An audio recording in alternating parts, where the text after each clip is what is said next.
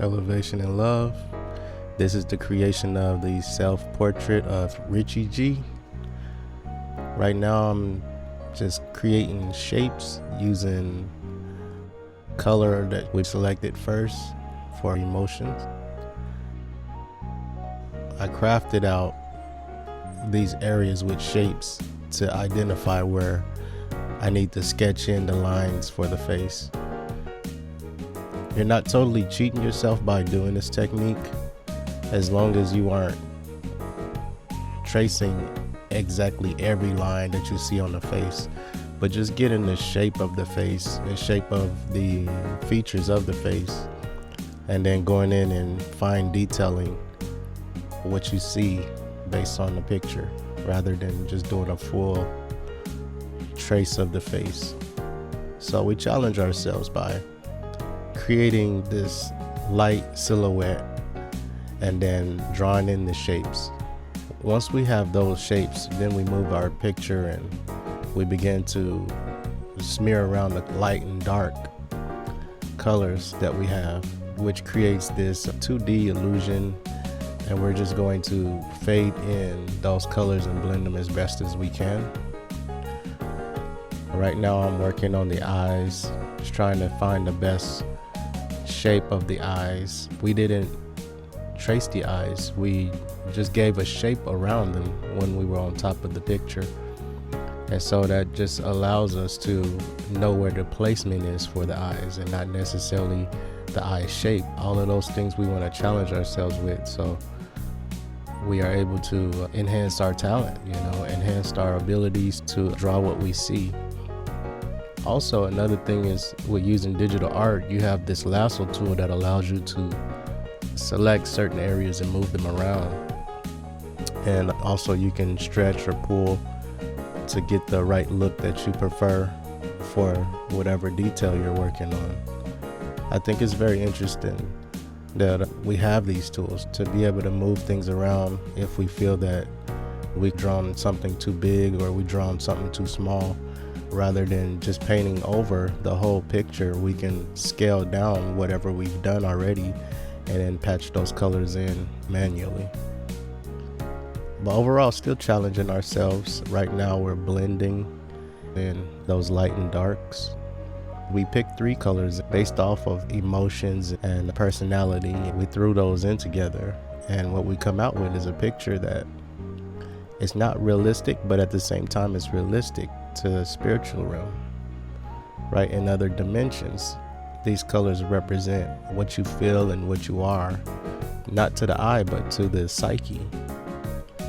And so this beautiful picture is a great picture to demonstrate with. And we are able to see this come to life as we start from just using 2 colors and blending those 2 colors together.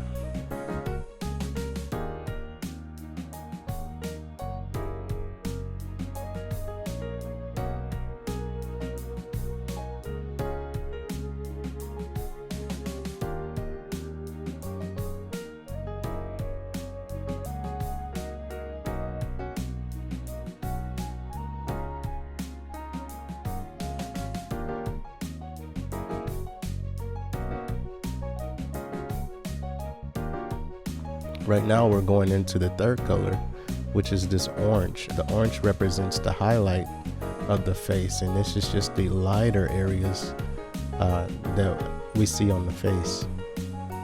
We do this very last step to bring this picture from a 2D feel into the 3D realm. And so what you see here is the blending of all 3 colors and not just the 2 colors anymore.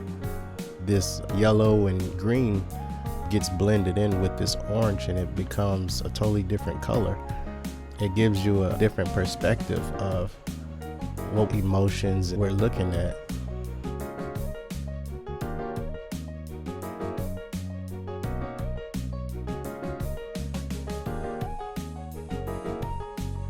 Right there, we're defining the eyes.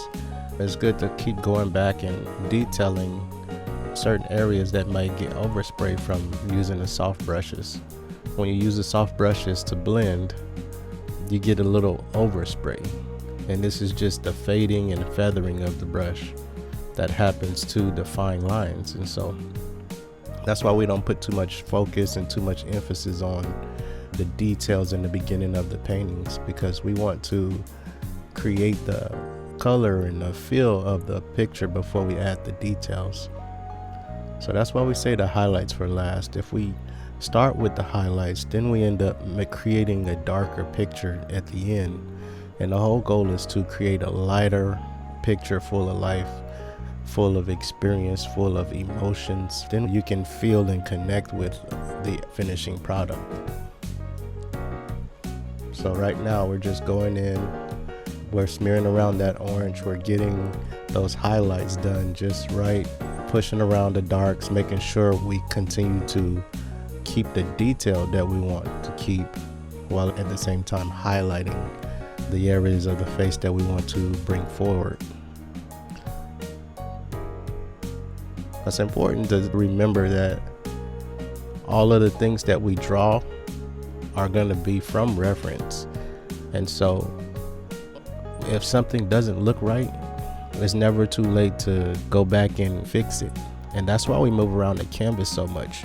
You have to give yourself time to see what you have to see inside of these pictures.